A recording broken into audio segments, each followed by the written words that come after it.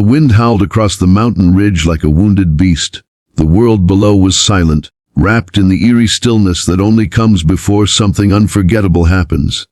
Through the haze of dust and distance, a group of elite U.S. Marine snipers lay prone in the dirt, rifles lined, scopes glinting in the sun. And yet, none of them could make the shot. It wasn't that they lacked skill. These were the best of the best. But sometimes, skill alone isn't enough. Sometimes, it takes someone who's been broken, rebuilt, and forged by life itself. And on that day, that someone was a single dad, a forgotten veteran, who hadn't picked up a rifle in years. If you love stories that ignite the soul and remind you of the strength hidden within ordinary hearts, make sure to like, comment, and subscribe to Soul Spark. Because this one, my friend, will stay with you long after it ends. The story begins in a quiet town in Montana, where the mountains stand like eternal sentinels guarding secrets of the past. Jack Turner lived at the edge of that town, a man whose life had been stripped down to simplicity, fixing old engines, raising his 8-year-old daughter Lily, and trying to silence the ghosts of his military past. Jack was a Marine once, a sniper who had seen too much and lost more than he could bear. His wife, Emily, had been his anchor during those long deployments, but cancer took her just 2 years after he came home. Since then, Jack had traded rifles for wrenches, camouflage for grease-stained flannel, and missions for school runs. But the war never truly leaves you. It lingers in dreams, in sudden silences, in the way you measure distance even when you're just watching the horizon. And though Jack had promised himself he'd never aim down a scope again, fate had other plans. It started on a Tuesday morning, as the world beyond their small town began to crackle with news. A rogue militia had taken control of a mountain compound, ex-soldiers gone rogue, armed and unpredictable, holding several hostages. The situation was desperate. The local sheriff's department was outmatched, and the Marines were called in. Yet, as the hours passed, updates became grim. Multiple failed attempts, no clear line of sight, unpredictable winds, and a single target, the militia leader, who was shielded by steel, shadow, and sheer arrogance. Jack listened to the news in silence, his jaw tight, his heart heavy. He didn't want to care, didn't want to feel that familiar pull of duty clawing at him again. But when he looked at Lily sitting at the kitchen table, drawing a picture of him holding her hand under the sun, he knew he couldn't just sit still. Because deep down, he understood what it meant when good men stayed silent. Later that day, as the sun dipped behind the mountains, a convoy of black Humvees rolled through the town, Marines gearing up for another attempt. Jack recognized the insignia on one of the trucks, and before he knew it, his legs carried him toward them. When he reached the perimeter, he saw the young snipers, steady, disciplined, but with eyes that flickered with doubt. The commanding officer, Captain Harris, recognized Jack instantly. "Turner," he said, disbelief and relief blending in his tone. "I thought you left all this behind." "I did," Jack replied, glancing up at the ridge. "But that's not why I'm here. I heard you're having trouble with the wind up there." Harris nodded. "We can't compensate for it. Crosswind shifts every few seconds. Our shots are getting thrown off. It's like the mountain's alive." Jack looked out at the peaks, the patterns of dust and clouds swirling in the fading light. He smiled faintly, an old instinct waking up inside him. "It's not alive," he said quietly. "It's breathing."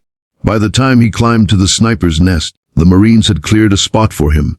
He ran his fingers over the rifle, a modified M40, same as he'd used in his service days. The metal felt cold but familiar, like shaking hands with an old friend you never thought you'd see again. He lay prone, breathing slow, eyes narrowing through the scope. Down below, the compound shimmered in the heat. The target stood near a rusted water tower, talking to someone on a radio. Jack felt the wind graze his cheek, then change direction. He adjusted his scope slightly, barely a fraction of an inch, but in his mind he calculated everything: elevation, humidity, range, and heart rate. Then, he stopped thinking, because true marksmanship wasn't just math. It was emotion, intuition, connection. One of the younger snipers, barely 22, whispered, "You sure about this, sir? It's an impossible shot." Jack didn't look away. "Son, the only impossible shots are the ones you're too afraid to take," he exhaled. The world slowed. The wind steadied, just for a heartbeat. Then he squeezed the trigger. The sound cracked through the mountain air like thunder, echoing across the valley. The bullet cut through the wind, slicing the impossible in half. And a second later, the militia leader dropped. Silence. Then a roar of disbelief and triumph rippled through the Marines around him. Someone clapped Jack on the back, others cheered. But he simply lowered the rifle, staring through the fading smoke with calm eyes. "That's how you breathe with the mountain," he said softly. The hostages were freed within the hour. The news spread like wildfire. A retired Marine sniper, now a single dad, had taken the shot no one else could. Reporters came knocking. The media called him a hero, but Jack avoided the spotlight. All he wanted was to go home to Lily. When he arrived, she was waiting on the porch, her little hands holding up a crayon drawing, him standing tall, mountains behind him, with a big sun smiling overhead. "Did you save the people, Daddy?" she asked, her eyes wide. He knelt down, brushing a tear from her cheek. "They're safe now, sweetheart." Lily smiled, wrapping her arms around his neck. Mummy would be proud. And for the first time in years, Jack believed it. Days turned to weeks and life returned to its quiet rhythm. Jack went back to fixing engines, back to the small routines that made him feel human again. But something inside him had changed. That mission, that one impossible shot, wasn't just about redemption or heroism. It was about remembering that even broken men still have purpose, that sometimes the battles we thought we left behind find us again. Not to haunt us, but to remind us who we truly are. As word spread through the veteran community, Jack began getting calls from old comrades, men who were struggling, men who thought their best days were over.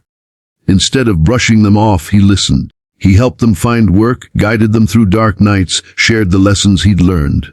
Slowly, he built something unexpected, a network of veterans helping one another heal, a quiet brotherhood born from shared scars.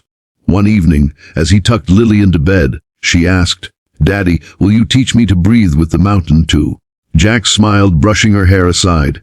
"One day, when you're ready."